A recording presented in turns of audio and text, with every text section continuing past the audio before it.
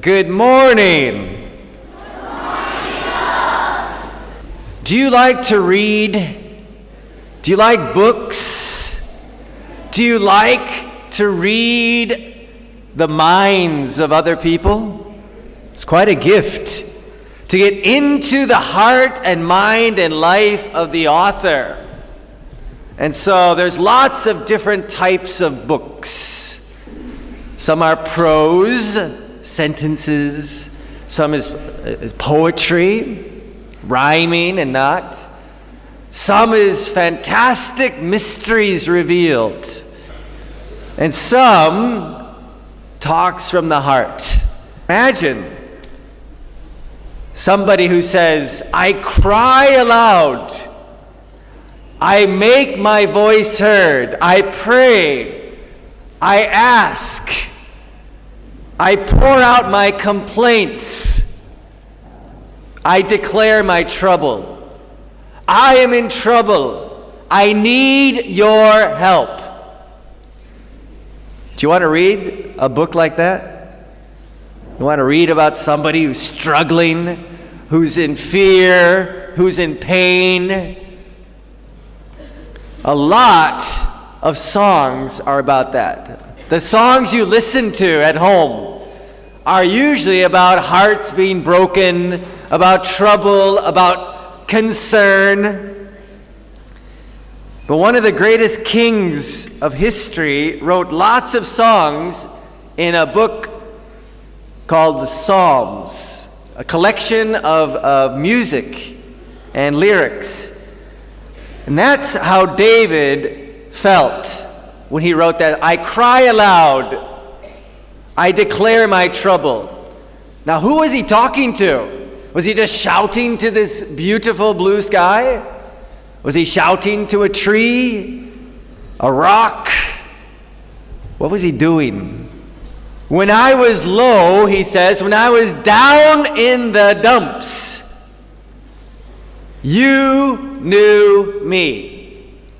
So he's talking to somebody who knows him. David, initiates, he dialogues, he relates, he communicates, and then he waits. He talks to a God he cannot see.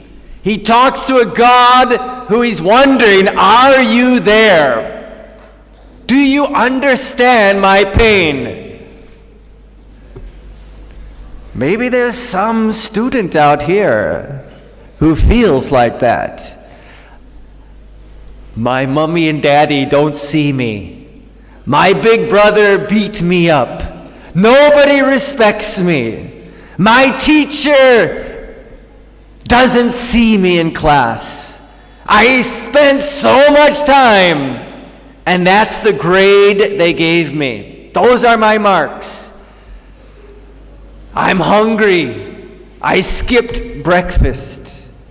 Everybody on planet Earth has sometime a problem, even these teachers. Nobody gives me the respect I want. My husband forgot to tell me. My wife, you won't believe it. This is human condition. David is in that situation and he cries to the living God. When I was low, you knew me. My enemies around me, they have set a trap, a hidden trap. No one regards me. He felt alone. Have you ever felt alone? Missed? No. I feel that way a lot. A lot. So we go to a book like the Bible, and we see what David did. He said, no one cares for my soul. Is that true? So he continues to cry out. And then he says, you are my refuge. You are my place of hiding. You are my shelter in the storm. He had the right understanding.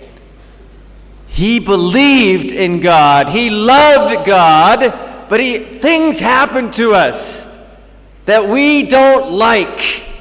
Pain, disappointment, praying for people in the hospital, death, funerals. That is life.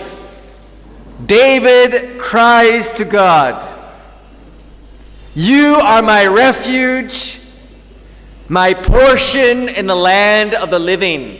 Right now, I don't have to wait for heaven. I don't have to wait till I die. I need you today. I need you now. Most movies have some drama, some tension, a boat floating in the ocean, getting ready to sink, somebody hiding under a bed because somebody is in the house. You know those kind of movies. They reflect the human spirit, that we are alone, we feel alone. We made that choice a long time ago. The way you and I were created, we were created for a relationship with the living God. He knows you and I want to know him.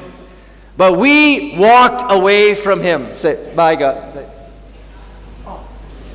There's people there. God says come, and we said go.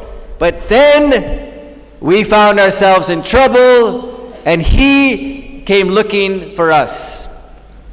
So David, a great warrior, great soldier, powerful man, not afraid of death. He had seen a lot of it, but he had a heart that was lonely. And so he talks to his living creator, and he says, "Bring my soul out of prison, that I may give thanks to you." God will rescue you and me for a purpose. Take me out of this, put me into that. We have to always replace something. If you're doing too much of this, start doing some of that. TV, the magazines, the books, whatever it is, God has a plan for you and me. And so David is waiting on God. So you're young. I'm telling you, you're young. And what a time in your life to start to dialogue with this one who knows everything. And I challenge you to do that at Mount Carmel. I challenge you to do that with these teachers. Ask them profound questions. Why? What? How? They are here to help you. Do you believe it? Do you believe it? Stop and think, why are you standing here this morning? A lot of energy has gone into you. Mummies and daddies have prayed for you, believed in you, found this school for you, and now they want to encourage you. And we want to encourage you. And we want you to be like David. When you're lonely, when you're afraid, when you're quiet, God is ready to talk to you. The Lord is my shepherd. What's the return for me? If we do this, what happens for David? This is what happens. You will receive my sayings. You will treasure my commandments. If you do this, the Lord promises,